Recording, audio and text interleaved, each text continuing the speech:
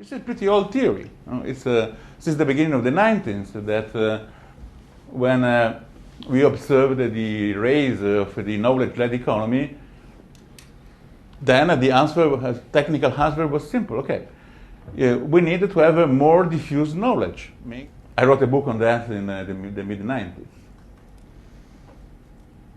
together with the current Minister of Finance of my country, who is supposed to make a reform in that direction, but he doesn't.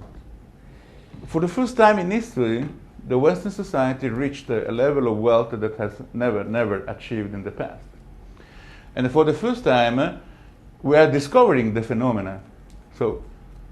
And we discover, for instance, the phenomenon that if a society, in order to make everyone rich, becomes very complex, then no one can understand it, and the society is going down. Second, a knowledge-led economy has the power to make everyone rich, but you have to invest a huge amount of resources on each single mind. And if you don't do that, the knowledge-led economy will not work. So, in other words, if we want to keep the society of mass capitalism, we can't stop. We have to continuously change the society itself.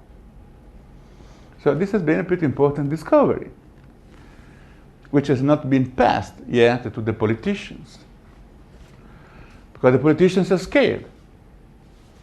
Because all the people are not used to change every, let's say, 10 years the model of the society.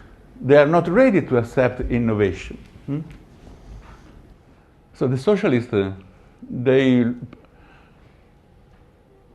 want to have equality during our whole life, which is a nonsense. No, we can't have it, but it's just a repression. No, but we need to have equality at the beginning of life. How can we accept the fact that a person who is born in a society, one, he has an advantage just because the dad is rich, and the other one, who is born in a poor family, should not have the same advantage? How can we accept that? And the point is not moral, it's utilitarian. Because if everyone is skilled, good, perfectly educated, active, then wealth circulates much better and much quickly and growing. Now, circulation of capital is growth of capital, without inflation, by the way. Productivity. So we can't afford to have poor in our society. Then, so there is no problem of money, and some of you come from a poor family, no problem. So the family will, there will be a fund. Each individual has the right to have a credit. Not money, but credit. So we build the equality at the beginning of life. Everyone has to be equal.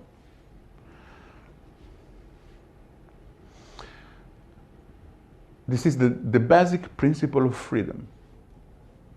It's not a leftist concept. Is this a socialism or what else? No, it's not socialism. The new requirements for the society of the future.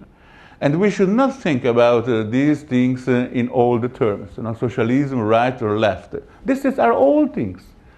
The new frontier is between the past and future. In fact, a party, the political party, with a program of the type I'm telling you, should be called New Progress. Not right or left or any type of name. It's a new progress. Because in 50 years, all history has changed. Everything that has been written before is not valid anymore. We did it. The Westerners, the damn Westerners did it. Built, for the first time in history, magical machines. Allowing everyone to be free and rich. Now we have to continue, but in order to continue, we have to make a huge step, I would say jump, and to continue to make jumps forever.